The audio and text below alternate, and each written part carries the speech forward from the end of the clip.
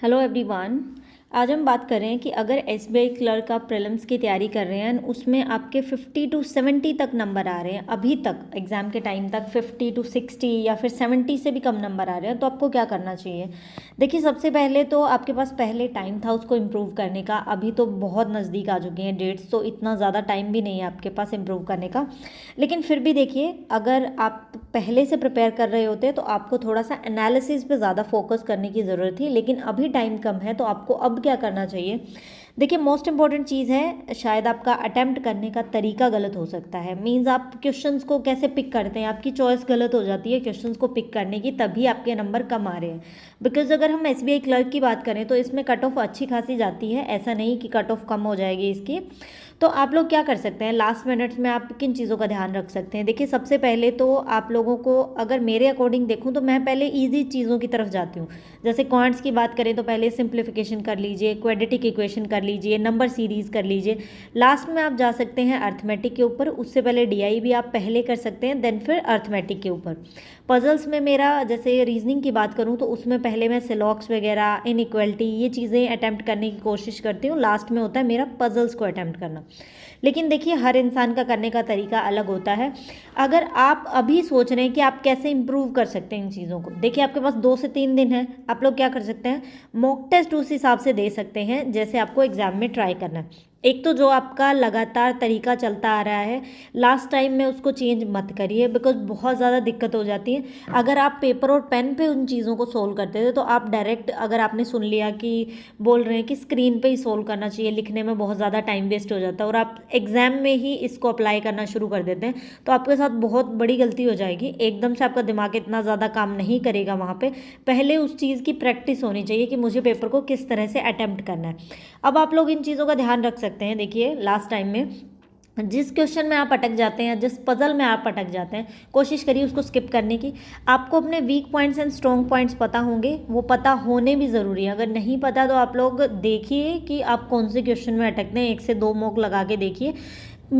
कुछ क्या होता है स्टूडेंट्स का, जैसे पजल्स, मुझे पता है कि मेरी फ्लैट एंड फ्लोर की पजल में जैसे मुझे थोड़ी सी हिचकिचाहट होती है, मन में हो जाता है, लेकिन थोड़ा सा मन में ऐसा आता है। तो जैसे ही मुझे फ्लैट एंड फ्लोर की पजल देखने को मिलती है जिसमें 2 फ्लैट होते हैं और 3 फ्लोर दिए होते हैं, उस टाइप की, मैं एक बार उसको स्किप करने की कोशिश करती हूँ।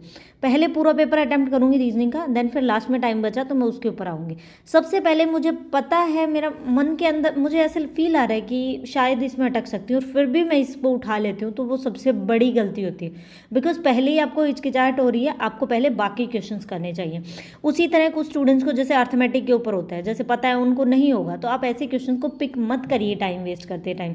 जैसे मान लीजिए किसी को ब्लड एंड रिलेशन में प्रॉब्लम होती है, तो ब्लड एंड रिलेशन अगर आपको 3 से 4 नंबर का दिख रहा है, उसको एक बार स्किप करिए, आप बाकी क्वेश्चंस कर लीजिए।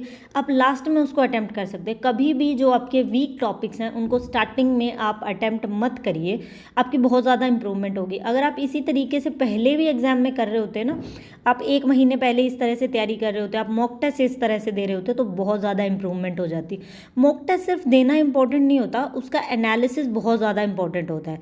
कई बार क्या होता है स्टूडेंट्स को, जैसे मैंने मॉक टेस्ट के लिए 2 घंटे का टाइम दिया होता है कि 2 घंटे आपको मॉक टेस्ट करना है। तो मॉक टेस्ट तो क्या होता है, अगर आप आरआरबी का दे रहे हैं तो 45 मिनट्स में हो जाएगा, बाकी एसबीआई क्लर्क का दे रहे हैं तो 60 मिनट्स में हो जाएगा।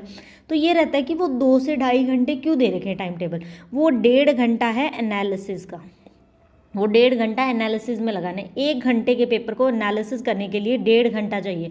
हमें देखना है कि ये हमारा सही हो गया, मान लीजिए ये क्वेश्चन हमारा ठीक हो गया, तो क्या मैं इसको और किसी आसान तरीके से कर सकती थी।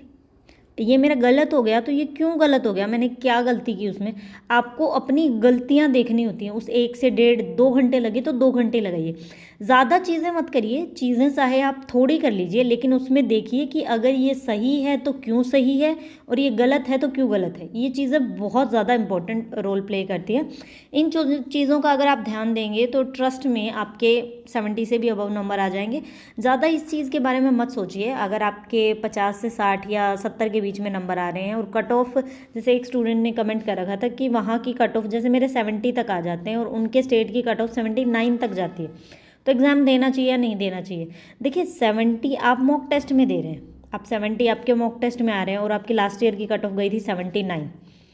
जो आप मॉक टेस्ट में करते हैं उससे 5 से 6 नंबर या 10 नंबर तक का फ़र्क आपको एग्ज़ाम में देखने को मिलता है, क्योंकि स्पीड हमारी बढ़ जाती है, ऑटोमेटिकली स्पीड बढ़ जाती है, इतनी टेंशन होती है।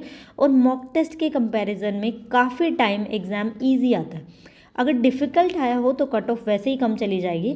ईजी होता है, काफ़ी टाइम मॉक टेस्ट से ईजी होता है, इसीलिए हमें ऐसे लगता है कि बहुत जल्दी जल्दी करते हैं, तो आप इससे भी ज़्यादा नंबर अचीव कर सकते हैं, इसीलिए ये 79 कट ऑफ थी। तो ऐसा नहीं होता कि जितने आपके मॉक टेस्ट में आ रहे हैं आप कट ऑफ से उसको कंपेयर करें कि आपके अगर स्टेट की कट ऑफ ज़्यादा गई है तो आपके मॉक टेस्ट में कम आ रहे हैं। मॉक टेस्ट और जो रियल एग्ज़ाम होता है वो बहुत दोनों अलग अलग चीज़ें हैं। उस टाइम आप किस माइंड ऑफ स्टेट में है, किस तरह से आप सोच रहे हैं। आप मान लीजिए आपने पहले आसान आसान चीज़ें उठाई और आपकी सही बनती गई, आपका कॉन्फिडेंस इतना ज़्यादा बूस्ट हो जाएगा कि आप 80+ स्कोर कर देंगे। तो ये टेंशन की कोई बात नहीं है। अब जस्ट अपने वीक और स्ट्रॉन्ग टॉपिक्स देख लीजिए, कौन सा आपको स्किप करना है, कौन सा आपको करना है। जो जो चीज़ें वीक है उनको रिवाइज कर लीजिए। लास्ट टाइम में मेरा तो ये रहता है, मैं रिवाइज करती हूँ, जो भी टेबल्स हैं वो पढ़ना होता है मुझे 2-3 दिन लास्ट में, जो स्क्वायर हैं, क्यूब्स हैं, वो सारी चीज़ें याद करनी है। उसके अलावा जो परसेंटेज है, जैसे 1/2 50% होता है, 1/3 33.3% होता है, इस तरह से जो फ्रैक्शन की वैल्यूज़ होती हैं, मैंने पूरा एक पेज के ऊपर नोट किया होता है, पेपर के ऊपर, वो सारा रिवाइज करना होता है लास्ट टाइम में। ये सब चीज़ें होती हैं करने की, ज़्यादा बेसिक में नहीं जाना चाहते तो इतना कर लीजिए। थोड़ा प्रैक्टिस करना चाहते हैं, कोई पजल्स वीक लग रही है तो हर रोज़ 30-30 40-40 पजल्स की प्रैक्टिस कर लीजिए। जो भी आपको वीक चीज़ लग रही है उस पर 2-3 दिन ज़्यादा फोकस करिए, एंड ट्रस्ट में आपका स्कोर इंक्रीज़ होगा।